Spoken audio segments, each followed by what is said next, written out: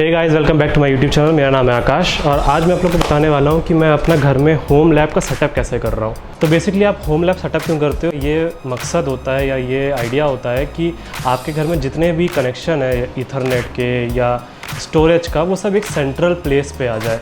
तो यहाँ पे जो मैं कर रहा हूँ फ़िलहाल, ये अभी मेरी रैक है, ये पूरी नहीं है, अभी ये सर्वर रैक है जिसको मैंने नेटवर्क रैक की तरह से जो मैं यूज़ कर रहा हूँ। और इसमें ये रखी है मेरी NAS, ये रखा है मेरा 10 गीगाबिट का ईथरनेट। तो पूरे घर में जो है 10 गीगाबिट की लाइन पड़ी हुई है। जितने भी डिवाइसेस हैं हमारे घर में, लैपटॉप हो गया या डेस्कटॉप हो गया, वो सब 10 गीगाबिट नेटवर्क पे चलते हैं। इंटरनल नेटवर्क 10 गीगाबिट का है और साथ में 1 गीगाबिट की 2 लाइनें हैं, यानी कि सिमेट्रिक 2 गीगाबिट पर सेकंड का इंटरनेट आता है मेरे घर पे। तो वो भी इसी से कनेक्टेड है, वो बाहर से फाइबर ऑप्टिक्स से आता है सीधे, और पीछे पैच केबल के थ्रू होते हुए यहाँ पे सीधे इन 2 केबल में टच होता है इंटरनेट हमारा।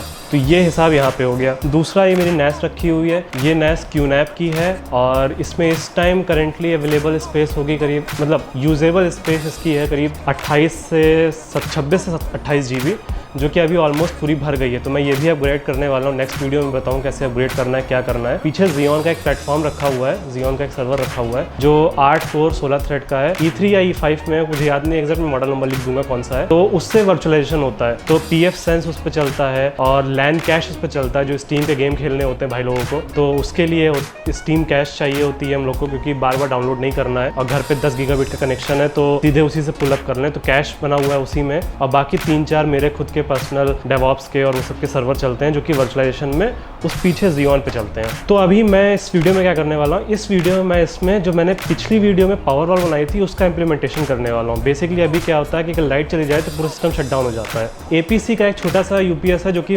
5 मिनट का बैकअप देता है मैक्सिमम, पर उतनी देर में ये जो कॉलोनी है इसका जेनसेट बैकअप नहीं दे पाता है, उसको आने में करीब 15 से 20 मिनट लगते हैं जेनसेट का बैकअप। तो उसके लिए मैं पूरी एक लिथियम आयन पावर वॉल बनाई हुई है मैंने, और उसको मैं इसमें सेटअप करूंगा, नीचे इसमें लगाऊंगा, और फिर जब लाइट जाएगी तो लिथियम आयन से चलता रहेगा वो। और उसको मैं स्केल करूंगा क्योंकि अभी इसमें सर्वर आने हैं, कोविड के चक्कर में सर्वर आके अटक गए, कस्टम में फंसे हुए हैं। तो वो तीनों आएंगे तो ये तीनों लग जाएंगे, इसमें स्टैक हो जाएगा। और फिर अभी तो फिलहाल इसका इन्वर्टर बनाते हैं जिससे कि पावर बैकअप का जुगाड़ हो जाए।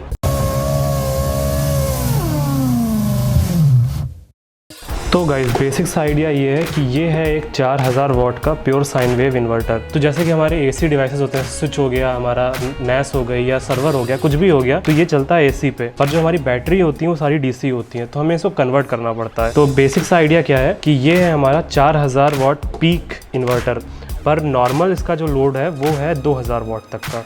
और यहाँ ये चाइना से आया है, इंडिया में नहीं मिलता है, चाइना से लेना पड़ता है, AliExpress में मिल जाता है। अगर इंडिया में मिलता होगा तो इसके प्राइस इतने ज़्यादा होते हैं कि लेने का कोई सेंस नहीं बनता है। ये क्या है, ये है DC to AC कन्वर्टर। अब हमको DC to AC कन्वर्टर क्यों चाहिए, क्योंकि हमारे जो डिवाइसेस जैसे कि स्विच लगा है, जैसे कि NAS लगी है या सर्वर लगा है, कुछ भी लगा है, वो सब AC डिवाइसेस होते हैं और हमको चाहिए, और हमारी जो बैटरी होती है वो DC होती है, तो हमें कन्वर्ट करना पड़ता है DC to AC। तो ये हो गया इन्वर्टर। अब इसके आगे ये आता है इसका चार्जिंग डिस्चार्जिंग एरिया, ठीक है।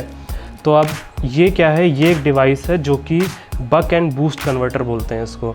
तो इसका क्या काम होता है, इसका ये काम होता है कि जो DC आ रही है हमारी इस अडॉप्टर से 48 वोल्ट की DC आती है, और हमारी जो बैटरी होती है या जो हमारा इन्वर्टर है, ये इन्वर्टर 24 वोल्ट पे चलता है।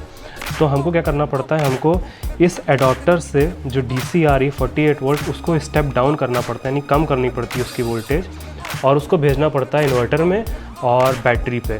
तो अभी जो मैं सिस्टम बना रहा हूँ ये एक ऑनलाइन UPS का सिस्टम होगा। ऑनलाइन UPS सिस्टम में क्या होता है, उसमें डबल कन्वर्जन होता है। डबल कन्वर्जन बोले तो इस एडाप्टर में एक AC इनपुट होती है जो कि मेंस पावर की AC होती है, वो एडाप्टर में जाती है। एडाप्टर से निकल के आती है 48 वोल्ट DC, वो इस कन्वर्टर में जाती है, और इस कन्वर्टर से कम होकर के 24 वोल्ट DC बन जाती है, और वो जाती है फिर से इस एडाप्टर में, इस इन्वर्टर में, जो कि एक तरह का एडाप्टर ही है, बस उल्टा काम करता है, DC to AC करता है, और ये वाला एडाप्टर AC to DC करता है। तो ये वाला जो इन्वर्टर है ये DC to AC करता है, और इससे चलते हैं सारे डिवाइसेस हमारे AC के। अब जब लाइट चली जाती है तो ये हिस्सा है, ये राउटर, ये स्विच ऑफ हो जाता है, शट डाउन हो जाता है, और वहाँ पे आती है हमारी बैटरी। हमारी बैटरी जो ये कनेक्टेड है इससे, XT90 कनेक्टर बोलते हैं इसको, ये बैटरी इससे कनेक्ट हो जाती है, और ये कनेक्टेड है, ये सिंगल केबल है जो कि कनेक्टेड है, एक जंपर बना हुआ है, तो ये बैटरी को भी इन लेता है और बैटरी को आउट भी देता है। तो बैटरी चार्ज भी होती है जब बैटरी डिस्चार्ज होती है, और इन्वर्टर हमको आउटपुट भी दे रहा होता है उसी टाइम पे साइमल्टेनियसली। तो हम अगर झटके से भी इलेक्ट्रिसिटी हटा दें, यानी कि मेंस पावर बंद हो जाए, यानी लाइट चली जाए हमारे घर में, तो तुरंत ये ऑटोमेटिकली फेल ओवर स्विच हो जाता है अपने आप बैटरी पे, और बैटरी पे स्विच होने के बाद ये इन्वर्टर चलता रहता है, और जैसे ही लाइट आती है तो ये अपने आप फेल ओवर स्विच हो जाता है फिर से मेंस पावर पे। तो मेंस पावर से क्या होता है, एक कनेक्शन निकलता है बैटरी को चार्ज करने के लिए और एक कनेक्शन जाता है हमारा इन्वर्टर चार्ज करने के लिए। तो इस तरह से कभी भी किसी सिचुएशन में ऐसा नहीं होता है कि 1 मिली सेकेंड के लिए भी कि लाइट चली जाए और हमारे डिवाइसेस को पावर ना मिले, यानी कि इस इन्वर्टर को पावर ना मिले, क्योंकि यही हमारे डिवाइसेस को मेन से एसी दे रहा होता है। तो यहाँ पे डबल कन्वर्जन है, पहले मेन कन्वर्ट होता है डीसी में, फिर डीसी कन्वर्ट होता है एसी में। इसी के लिए इसको ऑनलाइन यूपीएस बोलते हैं। जितने भी महंगे यूपीएस होते हैं वो ऑनलाइन यूपीएस होते हैं। अब चलो इसको सेट कर देते हैं अपने रैक के अंदर। तो गाइज अभी तक मैंने क्या कर दिया, अभी तक मैंने वो पीछे पंखे लगा दिए हैं, ठीक है। तो वो पंखे मैंने क्यों लगाए हैं, वो पंखे इसलिए लगाए क्योंकि जब मैं ये इन्वर्टर वो सब रखूँगा तो काफ़ी गर्म हो जाती हैं चीज़ें, तो उन सबको ठंडा रखने के लिए हमें पंखे चाहिए होते हैं। तो पीछे मैंने पंखे लगा दिए हैं, वो सब मैग्लेफ पंखे हैं, काफ़ी अच्छी क्वालिटी के पंखे हैं। और मैंने ये स्टैंड ऑफ बना लिया जिसपे इन्वर्टर और ये पावर अडॉप्टर रहेगा। ये 2 स्टैंड ऑफ बना लिए हैं जिससे कि ये थोड़ा ऊपर रहें और इनको ब्रीथिंग रूम मिले, हवा आने का एरिया मिलता रहे। तो अब इन्वर्टर सेट करने के लिए पहले तो बैटरी रख दी जाए। तो ये रही बैटरी, ये गया इसमें, ये सेट हो गई, ठीक है। पहले तो बैटरी सेट कर दी गई। अब इसके बाद स्टैंड ऑफ लगा देता हूँ, ये जो इसके स्टैंड ऑफ्स हैं।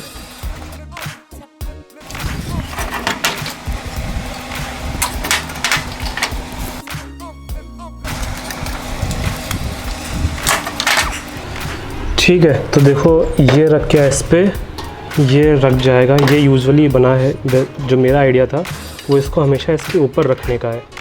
ये है हमारा मेंस का इनपुट, ये है हमारी मेंस की लाइन, वो जाएगी हमारे अडॉप्टर में जो कि यहाँ पे है, और पावर है जो कि इसके आउटपुट में लगेगा। इसका आउटपुट मैंने आपको शायद दिखाया नहीं है। तो ये जो इसका आउटपुट है ये वाला, इस पे लगेगा हमारा ये प्लग, जो कि हमारा एक्सटेंशन बोर्ड से जुड़ेगा, जो कि बाकी डिवाइसेस को पावर ऑन करता है। क्योंकि ये ऑनलाइन इन्वर्टर रहेगा तो हमेशा सारा पावर इसी से जाएगा। तो इसमें काफ़ी सारी प्रोटेक्शन इनबिल्ट है, over current protection, over voltage protection, under voltage protection, तो काफ़ी चीज़ें हैं इसके अंदर। तो ये काफ़ी सेफ़ चीज़ है।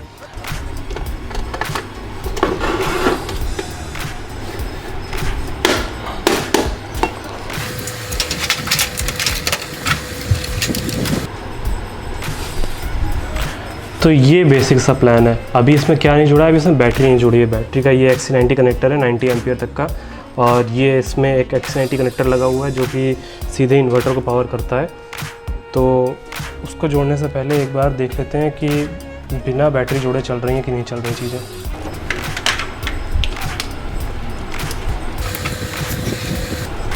इसको ऑन कर दिया, पावर ऑन आ गई। अब इसको कर देता हूँ बाकी चीज़ें ऑन। अब यहाँ से पीछे इसका स्विच ऑन,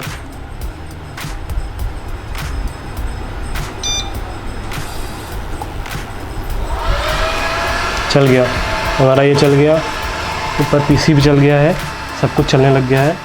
कंजप्शन धीरे धीरे रैंप अप होगी पर हो जाएगी। तो ये बिना बैटरी के चल रहा है। अब इसमें बैटरी कनेक्ट कर देता हूँ। तो बैटरी कनेक्ट करने के लिए पहले पावर ऑफ करनी पड़ेगी, उसके बाद लोड ऑफ करना पड़ेगा, उसके बाद बैटरी कनेक्ट करेंगे।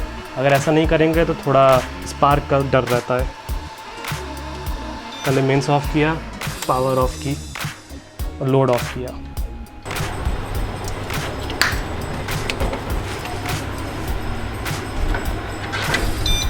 बैटरी कनेक्ट हो गई है, ठीक है।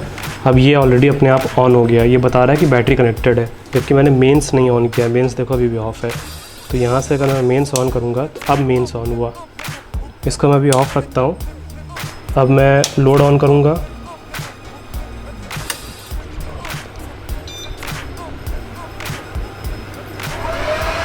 चल गया। एक्चुअली इन्वर्टर को कुछ समय लगता है, जैसे हमारे घर में एसी का स्टेबलाइज़र होता है, इसको समय लगता है थोड़ा 2 से 3 मिनट स्टार्ट होने में, वैसे ही इसको भी थोड़ा समय लगता है, पर इसमें करीब 10 से 15 सेकंड में ही ऑन हो जाता है। तो अभी ये चल गया है। अब इसका ऑन कर देते हैं मेंस। अभी जो चल रहा है वो बैटरी पे चल रहा है सब कुछ, तो अभी मेंस ऑन करता हूँ। ये ऑन कर दिया मेंस, और ये देखो मेंस से कंजम्पशन स्टार्ट हो गया।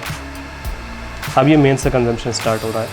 तो ये पूरा राउंड अप है बैटरी का, जो कि इस टाइम ये पूरी ऑनलाइन यूपीएस की तरह से काम कर रहा है। गाइज़ ये तो बन गया है अपना, इन्वर्टर चल रहा है, सारे डिवाइसेस भी चलने लग गए हैं और ये हो गया है। अब नेक्स्ट स्टेप क्या है? नेक्स्ट स्टेप ये है कि पहले तो सर्वर आ जाए, पहले तो सर्वर मंगाने हैं जो कि कस्टमर फंसे हैं, तो मोस्ट प्रोबेबली लॉकडाउन के बाद ही आ जाएंगे।